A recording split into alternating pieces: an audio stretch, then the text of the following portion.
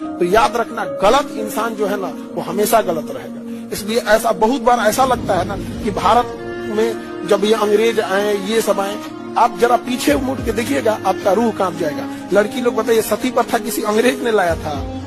हाँ, ये बाबर झाबर दाबर ये सब नहीं लेके आया था समय, ये हम ही लोग की देन थी। जिन एक और तो हम कहते हैं महिलाएं हमारी देवी है, भूज दिए लोग इसको बैठा के। हाँ, अच्छा, जिन्होंने सती प्रथा को लागू किया था, आज वो बोलते हैं चिकन खाना शाकाहारी है हम। याद रखना, जीव हत्या पाप है, शाकाहारी है हम। एक और जिंदा लड़की को चिता पे जला रहे थे सती प्रथा के नाम। मतलब मुर्गा मांस में जीव है और लड़कियां को जो जिंदा जला दिया गया उसमें जीव नहीं है। तो याद रखना ये चीज, संविधान है तो हम सब हैं, वरना जब बोलबाला ऐसे लोगों का होगा तो याद कीजिएगा, जब संविधान नहीं था ना अंग्रेज थे, अरे हमारे देश में विदेशी आक्रमणकारी का